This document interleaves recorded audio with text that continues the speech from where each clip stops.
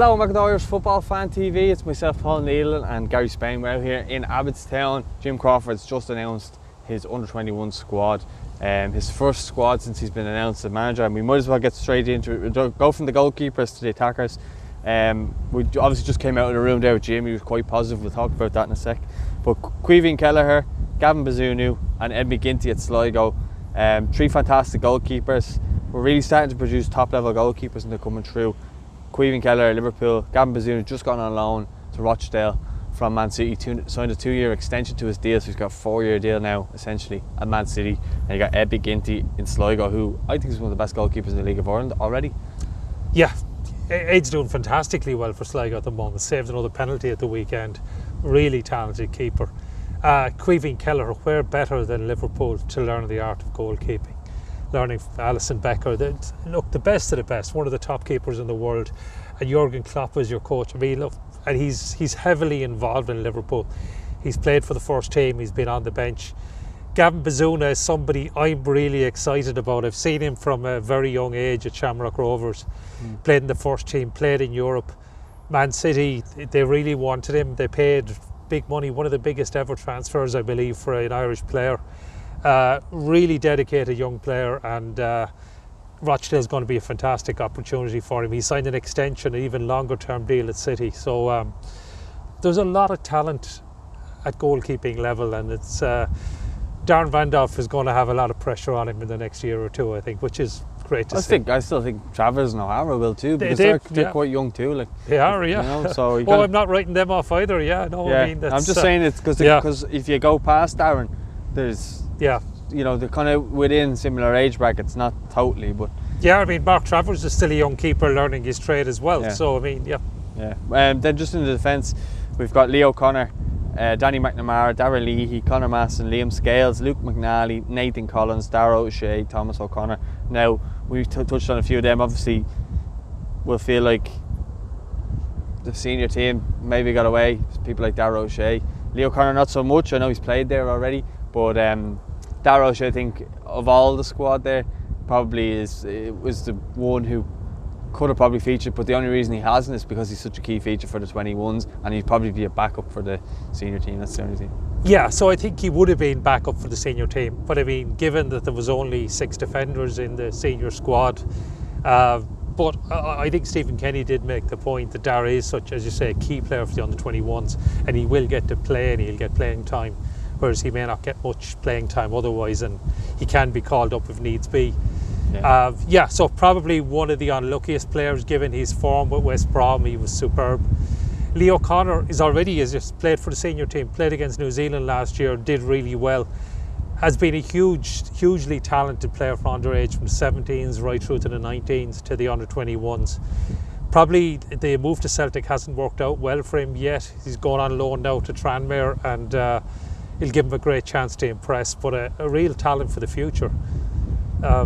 So yeah, we have quite a bit of talent there at the back. You've named a lot of key players, and Masterson, Collins and O'Shea are 3 really good centre backs options alone.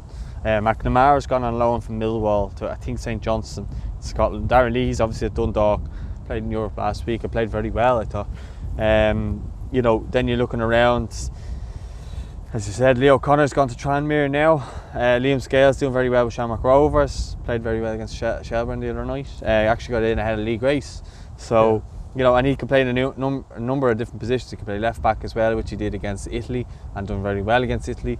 So, like, I suppose from a defensive perspective, it's very good. It's looking very good. Then we move into midfield. Dan Mandrell, Jason Knight, Jack Taylor, Will Ferry, Will Smallbone, Conor Coventry and Conor Ronan.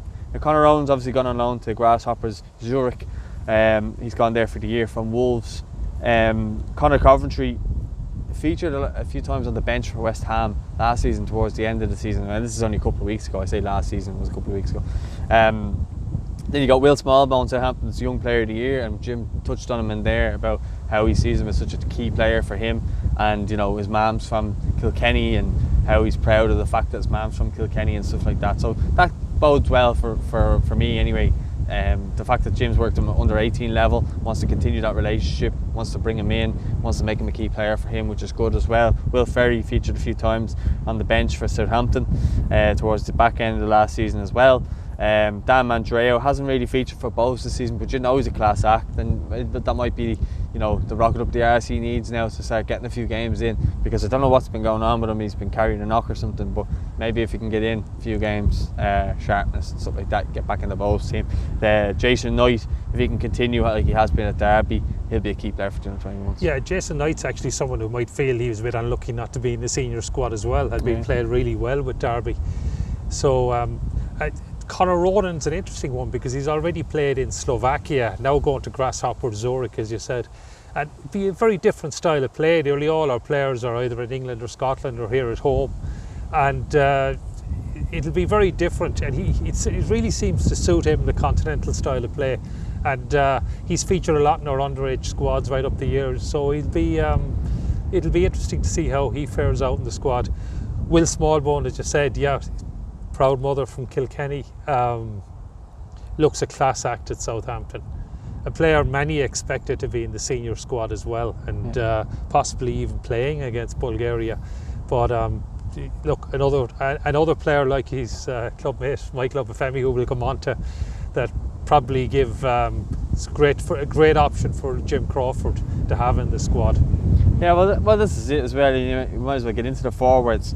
So he's got Michael Obafemi, Danny Grant, Jonathan Afolabi, Zach Elbazzadi, Neil Ferrugia and Ryan Cassidy. Now, I'll kind of work from the back to the front here. Cassidy's obviously gone from Watford to Accrington Stanley for first team football, which I think is a good move for him, because he's a highly rated youngster.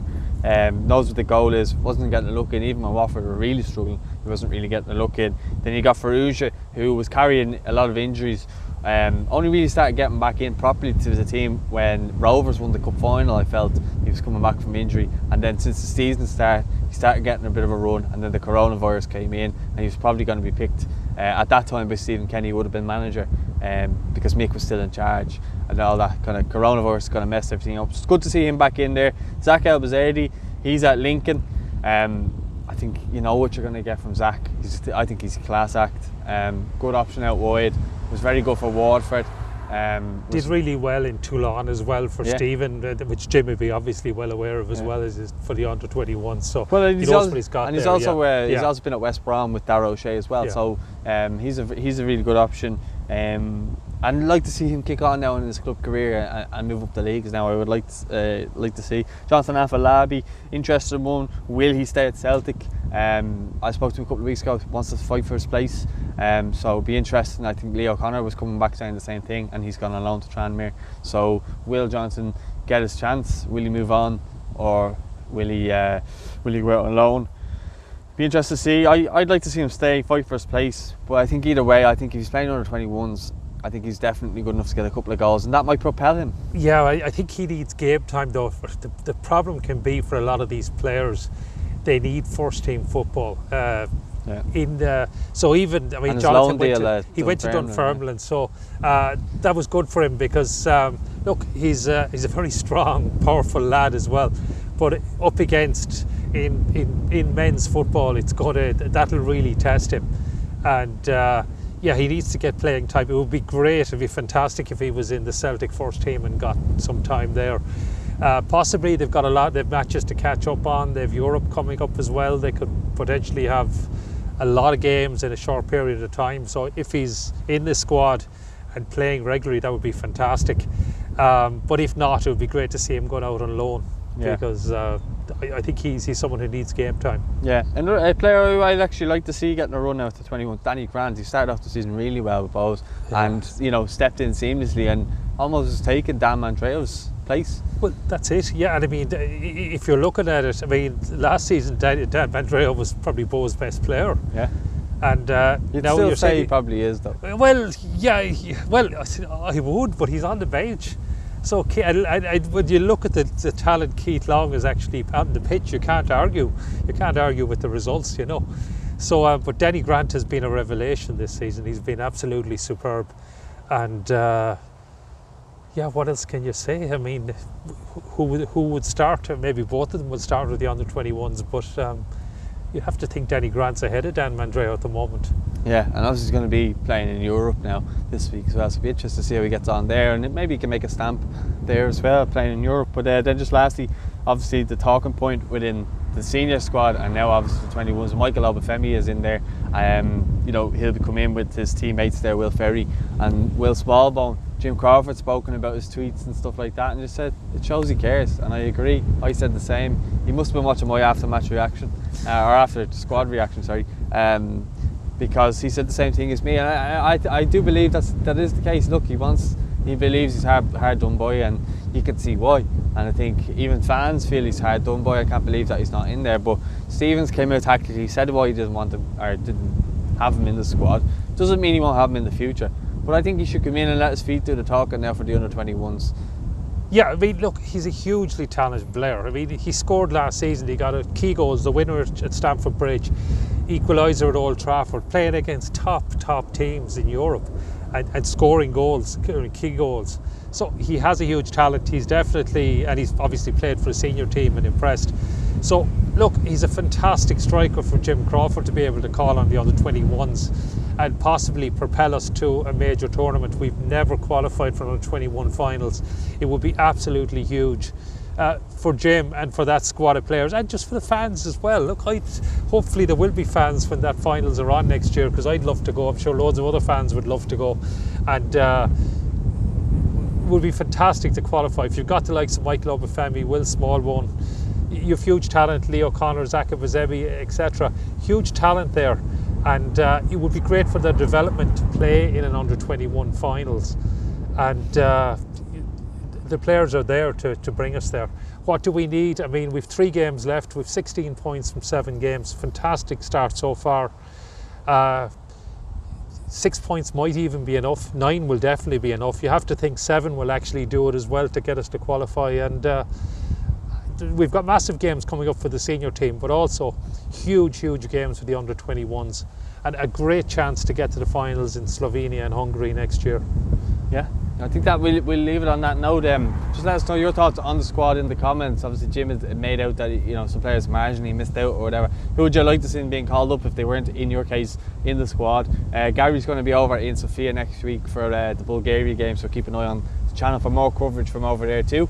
I'll be reporting for stuff back home. Let us know your thoughts in the comments. Don't forget to like, subscribe, and we'll speak to you all soon. Thanks for watching.